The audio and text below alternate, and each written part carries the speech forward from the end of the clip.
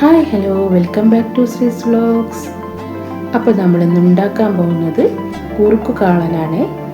വളരെ എളുപ്പത്തിൽ തയ്യാറാക്കാൻ പറ്റുന്ന ഒരു കറിയാണ് കേട്ടോ ഇത്. നമുക്ക് എങ്ങനെ ഉണ്ടാക്കുന്നത് നോക്കിയാലോ.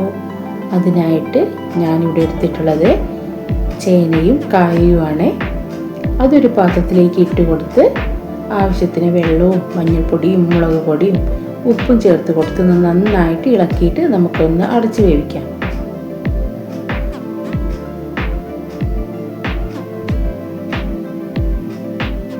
കഷ്ണങ്ങൾ വേവുന്ന സമയം നമുക്കതിലേക്ക് ഒരു അരപ്പ് ചേർത്ത് കൊടുക്കണം. അതിനായിട്ട് ഞാനിവിടെ എടുത്തിട്ടുള്ളത് തേങ്ങയും പച്ചമുളകും കുരുമുളകും നല്ല ജീരകവുമാണ്. അത് നമ്മൾ ഒരു മിക്സി ജാറിലേക്ക് ഇട്ട് കൊടുത്ത് ആവശ്യത്തിന് വെള്ളം ഒഴിച്ച് കൊടുത്ത് നമുക്ക് നന്നായിട്ടൊന്ന് അരച്ചെടുക്കാം.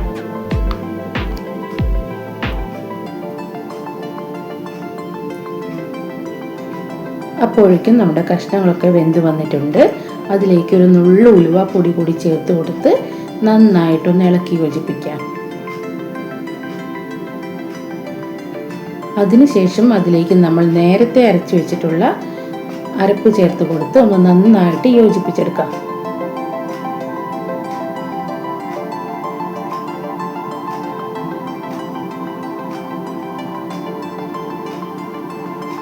അരപ്പ് ചേർത്ത് കൊടുത്ത് നന്നായി ഇളക്കി കൊടുത്തതിന് ശേഷം ഒന്ന് കുറുകുന്നത് വരെ നമുക്ക് വെയിറ്റ് ചെയ്യാം.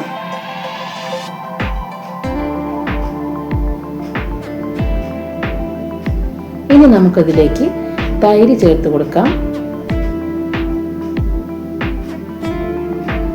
തൈര് ചേർത്ത് കൊടുത്തതിന് ശേഷം നമുക്ക് നന്നായി ഒന്ന് ഇളക്കി യോജിപ്പിക്കാം.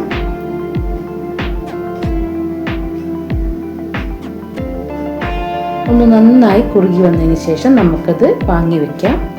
ഇനി നമുക്കതിലേക്ക് കടുക് താളിക്കുന്നതിനായിട്ട് ഒരു ഫ്രൈ പാൻ അടുപ്പത്ത് വെച്ച് അതിലേക്ക് വെളിച്ചെണ്ണ ഒഴിച്ചു കൊടുത്ത് കടുകും വറ്റൽമുളകും കറിവേപ്പിലയും ഇട്ട് കൊടുത്ത് കടുക് താളിക്കാം.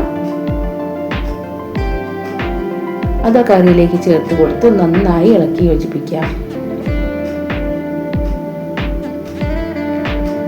നമ്മുടെ കുറുക്കു കാളൻ റെഡി ആയിട്ടുണ്ട്.